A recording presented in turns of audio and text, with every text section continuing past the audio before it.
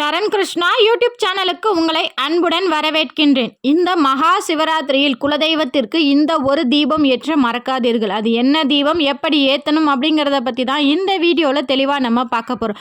நம்ம சேனலில் உள்ள வீடியோவை ஃபஸ்ட் டைம் நீங்கள் பார்க்குறீங்க அப்படின்னா மறக்காமல் நம்ம சேனலை சப்ஸ்கிரைப் பண்ணி வச்சுக்கோங்க. நம்ம சேனலில் தொடர்ந்து குலதெய்வ பதிவுகள், ஆன்மீக தகவல்கள் வந்து கொண்டே இருக்கும். வாங்க வீடியோக்குள்ளே போகலாம்.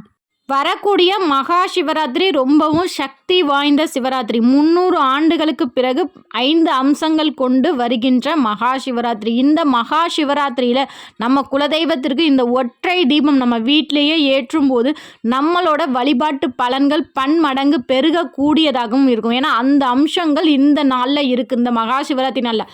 அதிலையும் குறிப்பாக நான் சொல்கிற இந்த நேரத்தில் உங்கள் வீட்டில் இந்த தீபம் நீங்கள் ஏற்றும்போது என்ன நினச்சி நீங்கள் வேண்டுதல் வச்சு அந்த குலதெய்வத்திற்கு தீபம் ஏற்றுங்களோ அது கட்டாயம் விரைவில் நடக்கக்கூடியதாக இருக்கும். அது மட்டும் இல்லை, நம்ம சேனலில் தொடர்ந்து ஏற்கனவே மகா சிவராத்திரி பற்றி 2 பதிவுகள் கொடுத்துருக்கோம். அதை பார்க்குறவங்க எங்களுக்கு குலதெய்வம் யாருன்னே தெரில, நாங்கள் குலதெய்வம் தெரியல அப்படிங்கிறதுனால சிவன் கோவிலுக்கு என்னென்ன பொருட்கள் வாங்கி கொடுக்கலாம் அப்படிங்கிறத சொல்லுங்கள் அப்படின்னு கேட்குறாங்க. உங்களுக்கு ஒரு வாழ்க்கையில் ஒரு முன்னேற்றம் வேணும் அப்படின்னா சிவாலயங்களில் மகா சிவராத்திரி அன்னைக்கு தயிர் அபிஷேகத்திற்கு வாங்கி கொடுங்க. உங்கள் வீட்டில் யாராவது உடம்பு முடியாமல் இருக்காங்க, அவங்களுக்கு தேக ஆரோக்கியம் வேணும் அப்படின்னு நினைக்கிறவங்க பசு நெய் அபிஷேகத்திற்கு வாங்கி கொடுங்க. உங்களுக்கு அதிகமாக கஷ்டமாக இருக்குது, தீராத கடன்கள் இருக்குது, ரொம்ப கடன்களால் கஷ்டப்படுறீங்க அப்படின்னா உங்களோட கடன் அடையணும் அப்படின்னா சிவாலயங்களில் அரிசி மாவு வாங்கி கொடுங்க. இந்த 3 பொருட்களில் உங்கள் வாழ்க்கைக்கு எந்த பொருள் தேவையோ அதை வாங்கி கொடுங்க. கண்டிப்பாக மகா சிவராத்திரி அன்னைக்கு இந்த பொருட்கள் நீங்கள் வாங்கி கொடுக்கும்போது உங்கள் வாழ்க்கையில் உள்ள பிரச்சனைகள் அனைத்தும் விலகும்.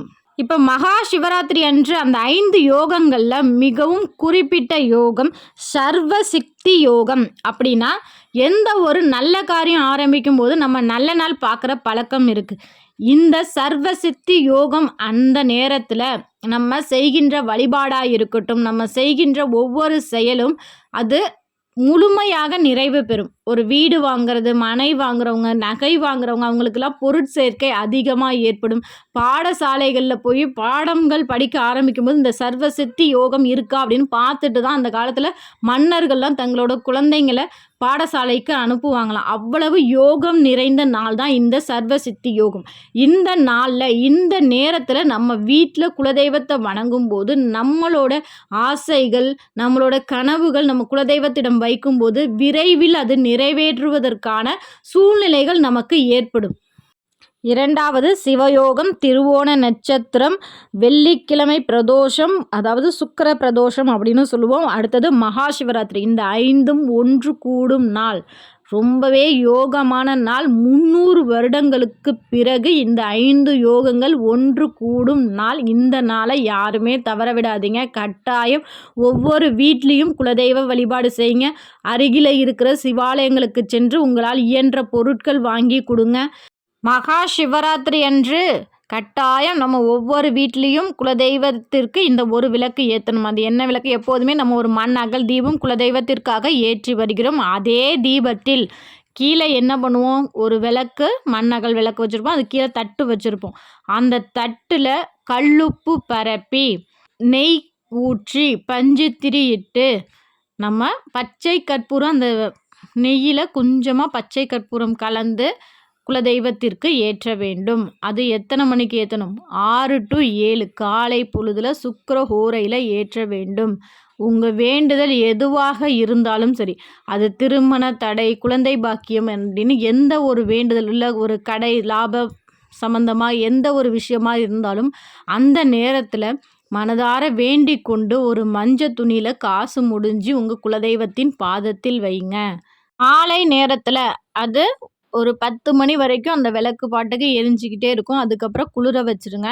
குளிர வைத்த பிறகு மாலை நேரத்தில் பிரதோஷ வழிபாடு செய்கிறவங்க 4 to 6, பிரதோஷ வழிபாடு செல்வதற்கு முன் 5 to 6 இதே தீபத்தை, அதே கல்லுப்பு இருக்கட்டும், நெய் ஊற்றி பச்சை கற்பூரம் கலந்து அந்த 5 to 6க்குள்ளே தீபம் ஏற்றுங்க. இந்த தீபம் நைட்டு 11 மணி 12 மணி வரைக்கும் வேணாலும் எரியலாம்.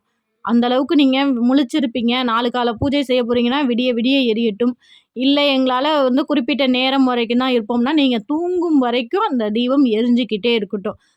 மறுநாள் சனிக்கிழமை அந்த உப்பை மட்டும் எடுத்து தனியாக ஒரு பாத்திரத்தில் போட்டு தண்ணி ஊற்றி அதில் கொஞ்சம் மஞ்சள் கலந்து உங்கள் வீட்டை சுற்றி தெளித்து விட்டுருங்க.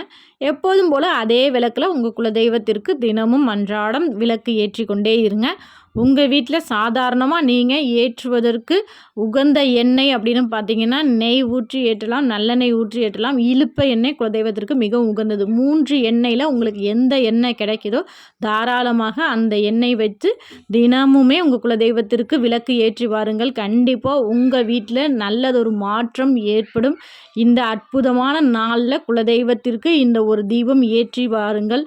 கண்டிப்பாக உங்கள் வாழ்க்கையில் நல்லதொரு மாற்றம் ஏற்படும். இந்த வீடியோ உங்களுக்கு பயனுள்ளதாக இருக்கும் என்ற நம்பிக்கையில் மற்றொரு வீடியோவில் சந்திக்கிறேன். இந்த வீடியோ உங்களுக்கு பிடிச்சிருந்தால் லைக் பண்ணுங்கள், ஷேர் பண்ணுங்கள், மறக்காமல் சப்ஸ்கிரைப் பண்ணுங்கள். சரண் கிருஷ்ணா யூடியூப் சேனல். நன்றி, வணக்கம்.